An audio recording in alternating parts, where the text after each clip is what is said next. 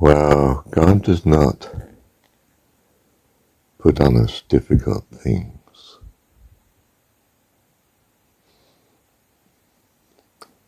He allows us to walk into difficulties that He handles. He handles it in such a way that it entrenches in us the right values so that we're prepared for adult life in the kingdom of heaven, part of the family, the host of heaven, the family of God. I do not put on my children great stresses, great demands.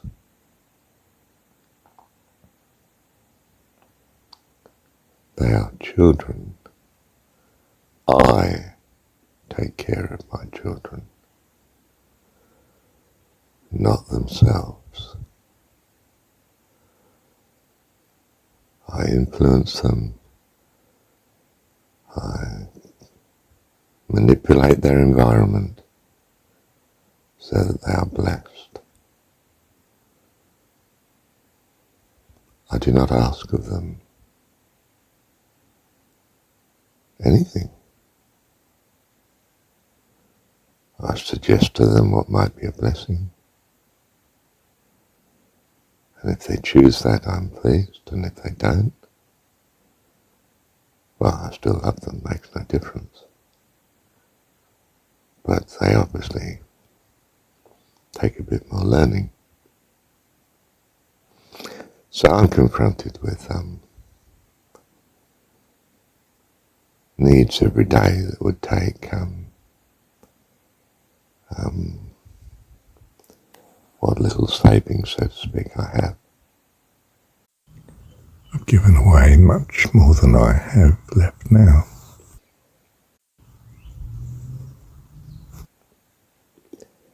But that's not the point. There are still needs that I see in the people around me. And my desire is to meet those needs. But I don't have the wherewithal, do I? And I wonder at times if I've been reckless at giving away.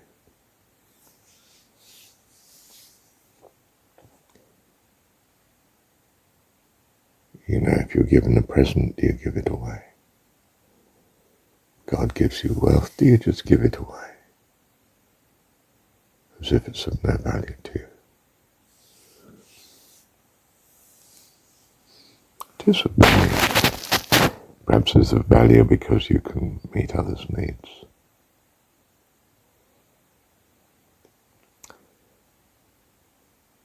What's the biblical answer? For instance, let's have a look at that. Jesus gave it all. Well, let me just analyze that for a moment. The story is of crucifixion, voluntary, to bless mankind. To save us.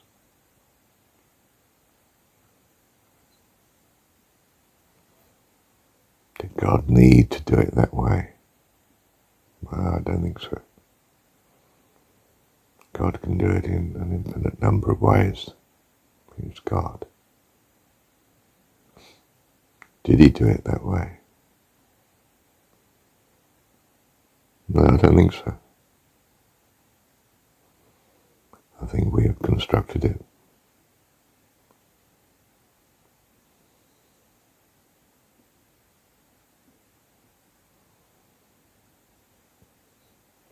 So it's not persuasive on me to give my life to rescue others.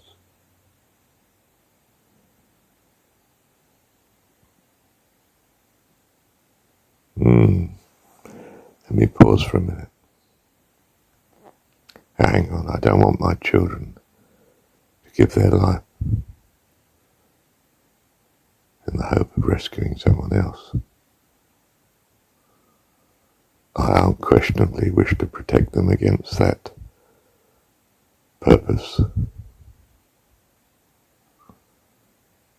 Their life is important to me. And I'm the adult. I don't need them to be so reckless, and I don't require it.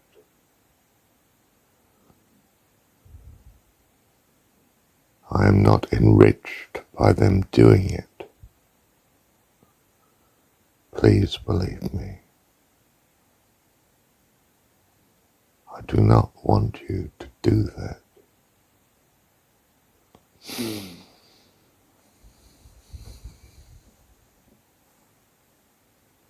How much more God?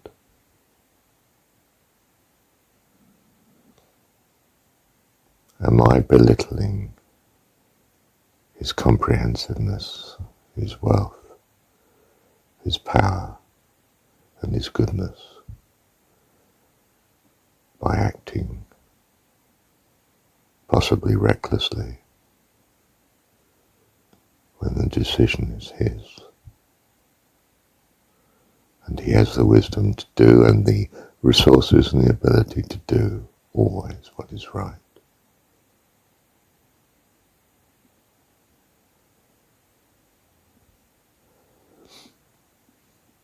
So much as I wish to be like Dad, I recognize I am a child, and some things are His work, not mine. So He will certainly provide, if that's what's right.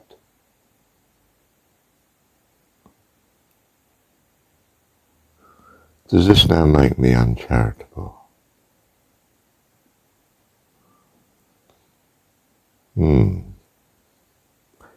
It's contrary to how I've acted in the past.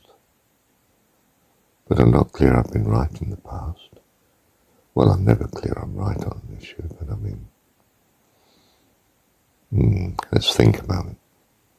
Let me take tithing.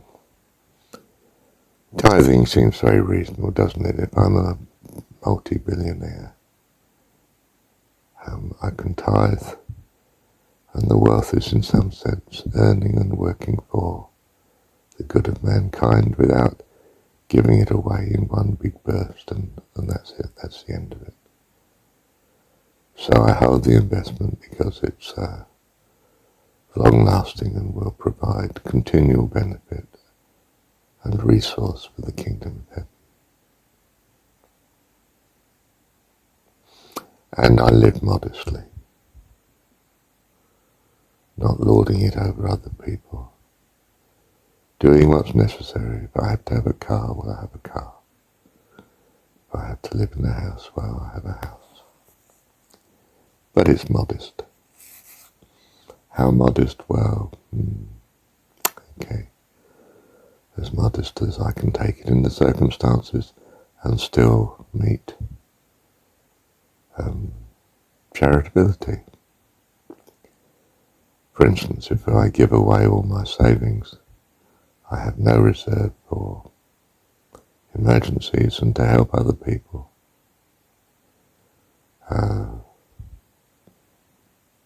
That's not wise. There will be demands on it for other people. They may be dire, important demands. And no doubt then I would surrender the money.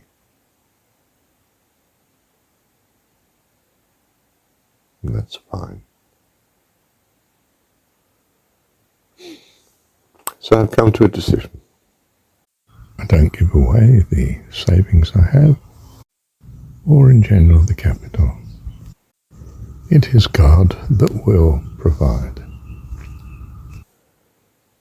He does not have to provide it through me, and He does not want me to give away the care He has given me. By all means, give away 10% of your income. That just shows willing. To give away 90% of your wealth or more is reckless, and I have to give it to you again possibly in some miraculous way, in order to put it right.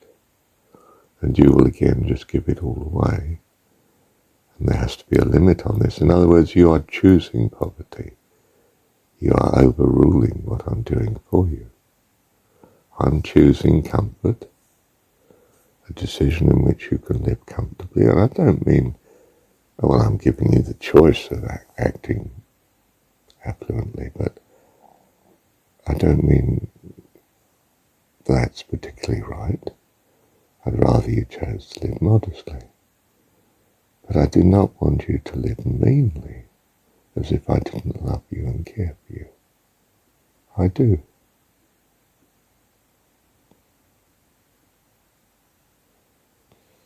So please do not be reckless in your giving.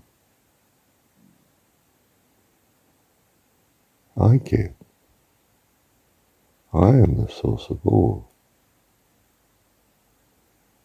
I don't put it on you to feel guilty if you're not behaving as if you were the source of all.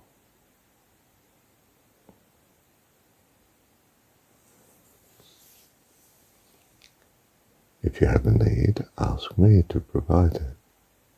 And if I don't, it's because it shouldn't be provided. I don't require you to spend your pocket money or your income on it.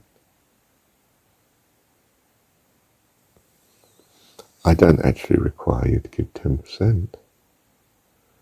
But if it's your religion and you feel that's right, you can do that. I'll even meet that.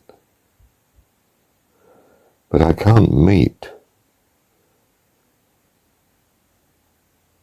an intention that just gives away everything.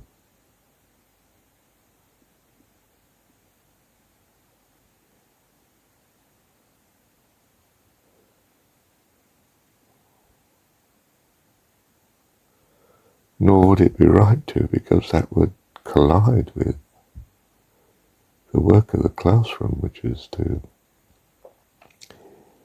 experience the fruit of good and evil.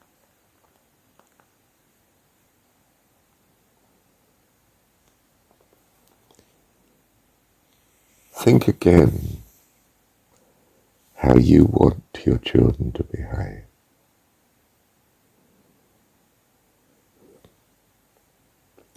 You give them a little money, pocket money, which they can spend freely. And if they have any real want, like a new toy, a computer for Christmas or whatever it is, well, then you meet that want. If they need clothes, you go out and buy good clothes. You don't say, well, I could buy you a nice pair of shoes, but you know, there's people down there that don't have anything.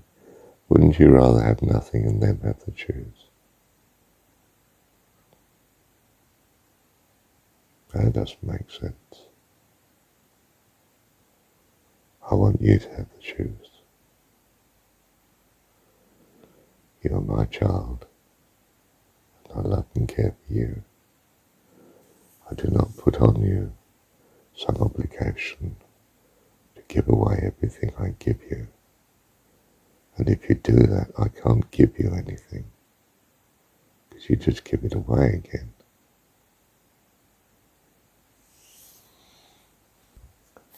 I'm pretty clear you'll meet this person's need, if it is a need from your point of view, Father, to have a car.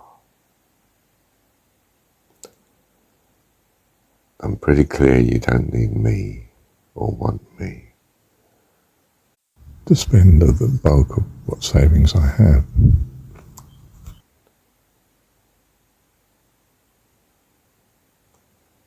I will watch and see what you do and glorify you, not me.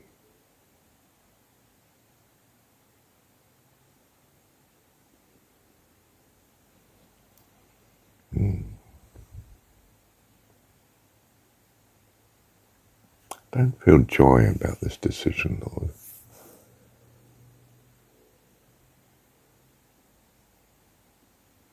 It's as if it's very rational, but it's none of that spontaneous giving and joy.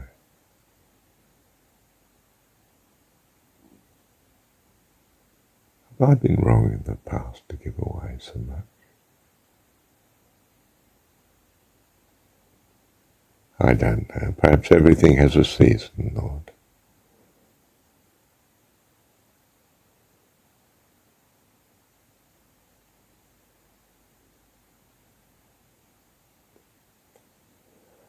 Do I want my child to give away the pocket money I give him every week? No. No, I give him pocket money so he can spend something on himself.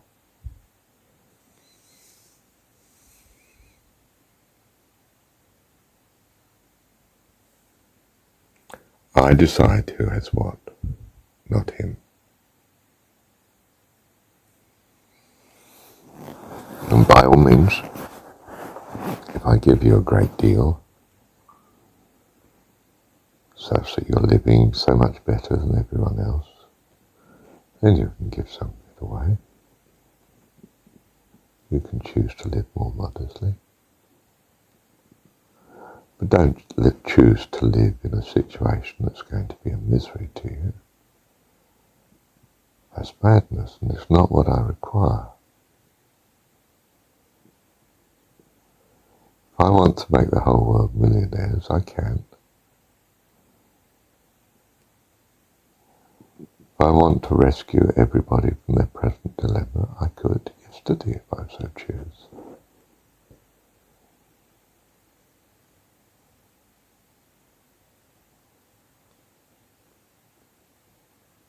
You should be pleased to let me run the universe the way that I do.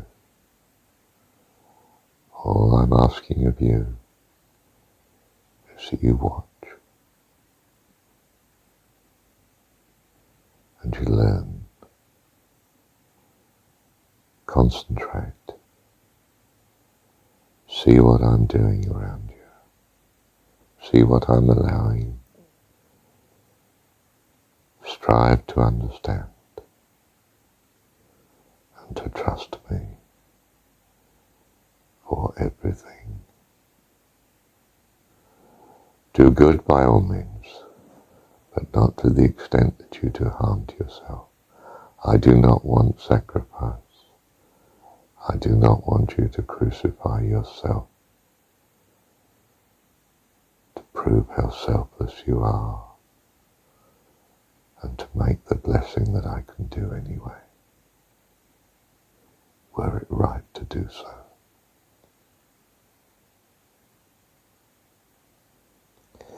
If you like, it's okay for me, an incarnation of God, to do such. It's not okay for you, a child of God, to do such.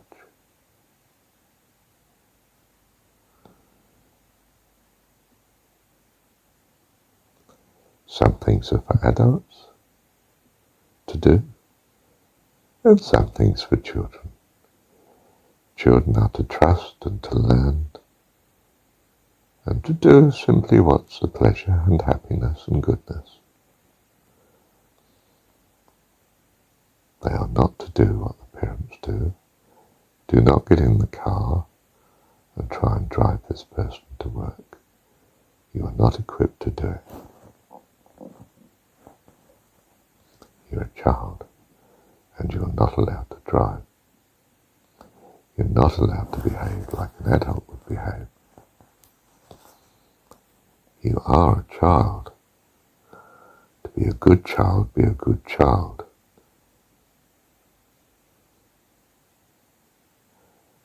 Know how an adult behaves, but remember you're a child. So I put a constraint on you with your charitability. It is not necessary that you rush to the rescue. It is necessary that I allow the situation, create the situation for this person, the need, and meet the need when and how I so choose. It is not the children that are meant to do the teaching and the work.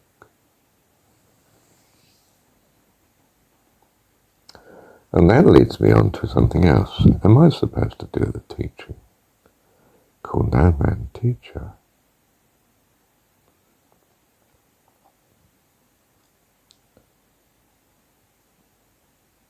Let me not teach. Gosh, all these recordings, Lord, are teaching.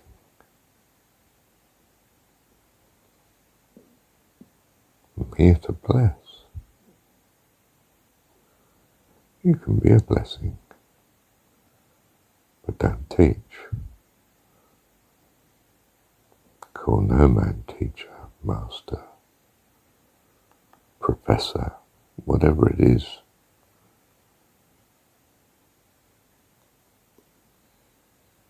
If you give me rank, where does that leave you? Okay, if you're at a higher rank or the same, but do you want others to be inferior? No way.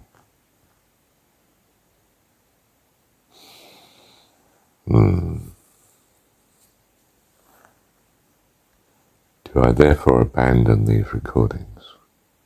God forbid. Do I therefore just give them away anonymously? That closes the door on a continuing interactive future that might be part of this creativity that God is doing in the world. Am I called then to be a teacher?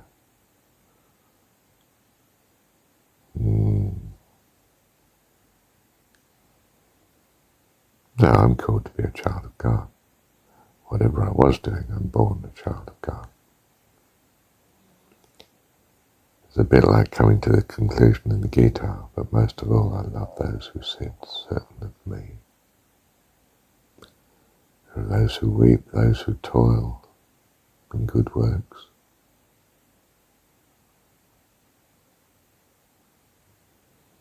There's four sorts, isn't there, that love me.